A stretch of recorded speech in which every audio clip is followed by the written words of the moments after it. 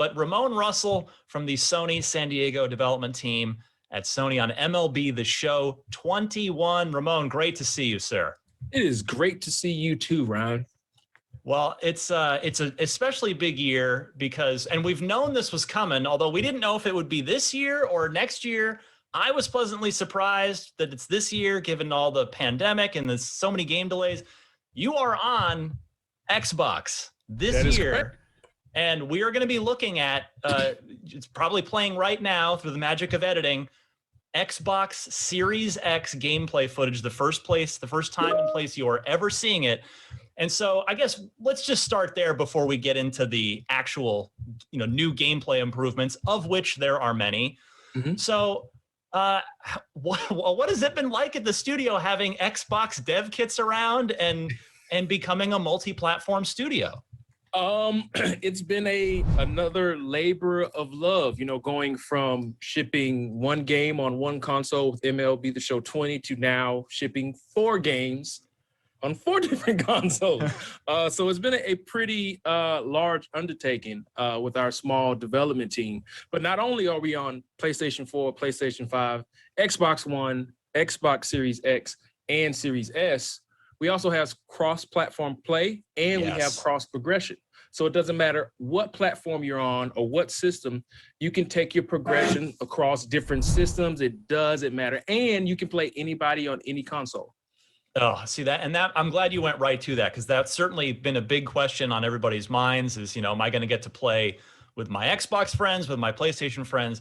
I mean, that is just fantastic. And I'm so thrilled. So let's talk next gen specifically, because again, the viewers are currently watching footage that I've seen bits and pieces of.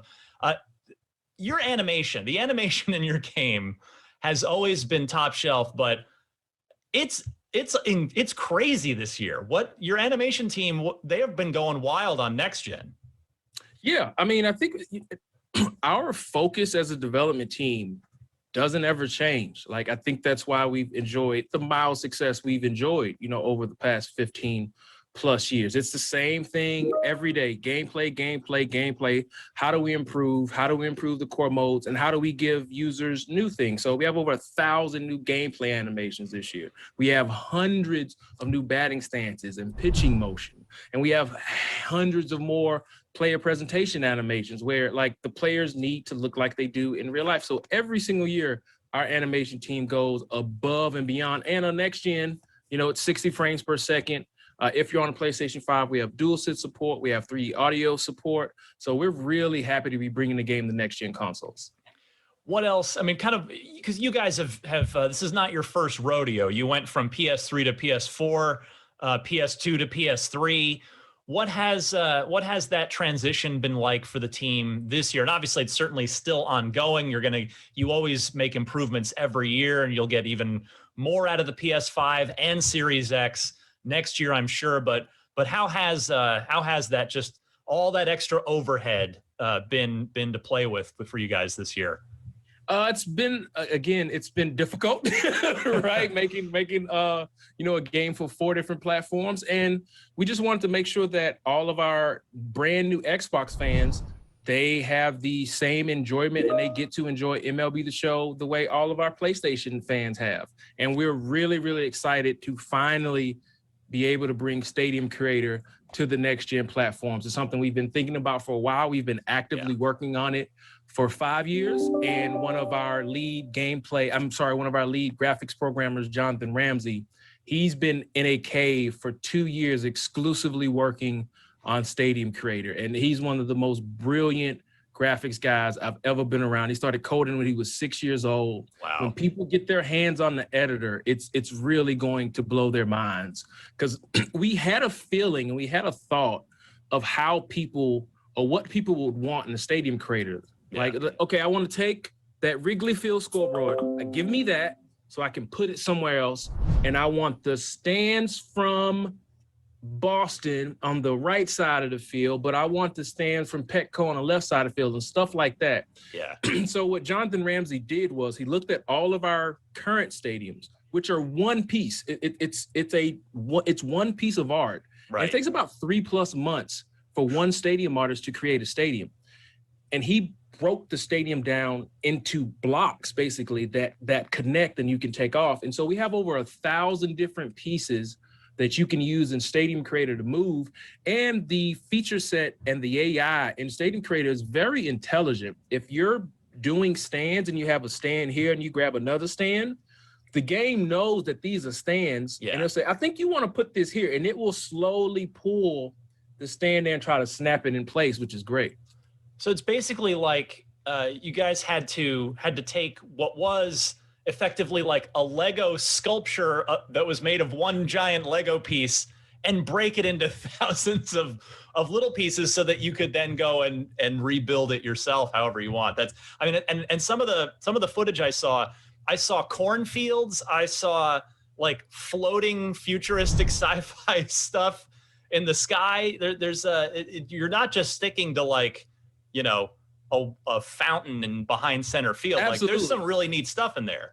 Yeah, so we have stadium kits, and these kits range from realistic to maybe a little bit of fantasy and futuristic, because, okay, if I want to make a stadium, you know, I want to put a big UFO in the parking lot, right? Like that, like, or I want a futuristic 300-story building on the left side. And so there are so many different stadium props that you have, so many different backdrops and trees. I mean, the props just run the gamut. And then we give you a lot of control over the outfield wall. You can customize and design that thing to your heart's content. You can change the wall padding. You can change the wall colors. You can have the left field foul pole be at one depth, the right field foul pole be at another depth, and you can do all this crazy stuff in between. We just wanted to make sure we gave people a robust, crazy feature set with Stadium Creator, and we believe we've done that. And that is a next-gen feature specifically, is that correct? Yes, next-gen only possible on next-gen consoles. So the next thing I want to talk to you about is for me, as somebody, as a hardcore baseball fan that's been playing the show for many years, the thing that jumped out the most to me of the new features that I was briefed on ahead of time, pinpoint pitching. This looks like about as deep and hardcore as you can possibly get for those of you that like me that are interested in that. Can you talk a little bit about that? Yeah, so pinpoint pitching was two things. We listened, we always try to listen to our fans, and they were like, I can't be as accurate as I want to be with the pitcher. And then we looked at all the pitching methods. We worked on all of them, and we said, okay, we're missing something. If you want something that's super accurate, then it needs to have the depth and complexity so that it balances out. Because if it's too easy, then you have a broken mechanic where everybody's dotting and you're pitching, you know, like a Hall of Famer with every single pitcher. So how do we make sure we have that depth? And that's where pinpoint pitching comes in. And when Kyle saw the gameplay producer and the programmer, Brian Ma, design pinpoint pitching, we wanted to give users a way to, if you're dealing, you can dot your pitches. Yeah. If you're feeling it, you can dot it. But it's also hard. Like the fastball gesture is just up and down.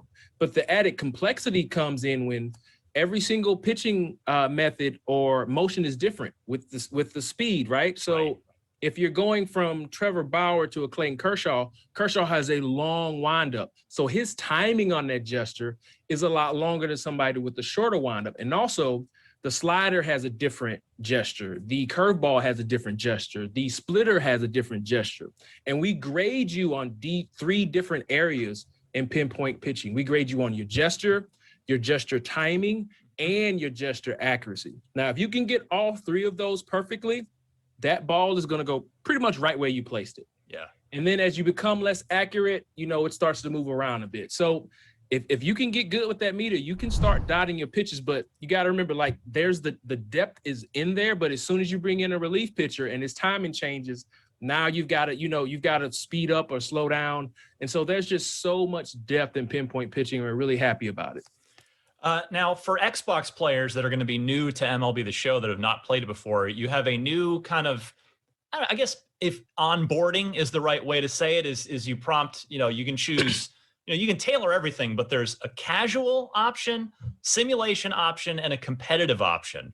Can you kind of talk a little bit in general about the three of those? Absolutely. So every other MLB The Show only existed in this simulation realm where it was a split between half of it was the player ratings, the other half was user skill. And so with new users coming over from Xbox and we have new users play the game every day, we wanted to make sure that we had a way for people to learn how to play the game, learn its mechanics without the computer trying to kick your teeth in. So if you choose casual mode, you get our entire brand new onboarding experience. We teach you how to pitch in every single method, and we switch them for you. You don't even have to switch them. And then after you're done through the tutorial, you can choose whichever one you like, whether it be meter, pulse, or pinpoint. Same thing with batting. And then with fielding, we have lots of new fielding onboarding aids. We have a route to ball indicator, which shows you the proper route to take. We have a throw to base indicator. You would be surprised of how many people don't know which base to throw to or how to throw to a separate base. So we've added a lot of onboarding features so that our new fans and people who have struggled in the past, we're giving you the tools to learn how to play the game. And also with casual mode, you're going to hit a lot of home runs. You're going to strike out a lot of people. The computer's not trying, to crush you. The emphasis there, it's a casual experience, focuses on learning the game of baseball and learning how to play MLB The Show. But we have the flip side, which is competitive mode now. And competitive mode, it's all about stick skills. User skills reign supreme. We heavily overweight how good you are on the sticks as opposed to player ratings. Player ratings still play a determining factor, but we're over-indexing on the user stick skills. So we're giving you both. And if you like the way the game played last year, you can just continue to play simulation. Some of the other cool stuff I saw footage of, robbing home runs, wall catches, look pretty, looks like you got some cool new indicators and just like jumping animations in there this year too. Absolutely. So we have new rob home run animations. We have a new rob home run indicator. And it's 3 arrows. When that third arrow gets green, that's when you want to jump. And we have tons of new animations there. And again, all these new indicators is to give you the information that the user needs to try to succeed at the game the best that they can.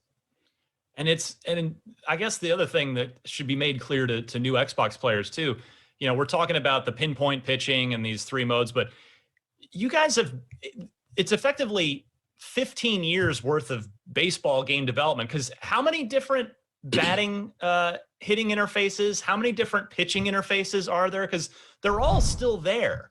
Yeah, absolutely. Yeah. You've got classic pitching, meter pitching, analog pitching. Now you have pinpoint pitching. You have zone hitting, and you have timing hitting, and you have directional. So there's a lot of different ways to play the game. Even in fielding, you have buttons where you just press a button and he throws to the base. We have a throw accuracy meter where we're putting in your hands. And if you don't want any of that, you can just turn on auto fielding and let the computer do it for yourself, where the game plays out 100% based off of the player ratings. So again, we're always trying to give users different ways and choices on how to play the game. And then the last thing I wanted to have you bring up is just game modes. I mean, you guys have that push and pull every year. It's a year development cycle, technically a little less when you factor in all the other little things that have to go on. Some years, this year you've got the challenge of moving to all these new platforms, but it's all the same game modes, right? Diamond Dynasty, all the usual good stuff still there this year? Absolutely, yeah. Brilliant. And everybody should be checking in fact, you can watch our videos from you and I from last year to see, to see some of those cool new modes that have been coming in over the last few years. We've worked on all those modes. Road to the Show has changed a lot. It's now ball player. March to October, we've changed March to October. We've changed franchise mode. We've changed just the gameplay on the field. Diamond Dynasty, we worked a lot on streamlining the Diamond Dynasty experience. So every single mode in the game receives some developmental love. Brilliant. Well, Ramon Russell, MLB The Show 21 on both PlayStation and Xbox platforms this year. And you are April 20th or 21st? That is correct. April 20th. Can't wait. This is a big year for Xbox fans, big year, and for PlayStation fans too, because you're coming to PS5. So just a huge year for MLB The Show. Can't wait to play it. Ramon Russell, gameplay designer at Sony San Diego. Thank you so much. Thank you so much for having me, Ron. It's good to see you.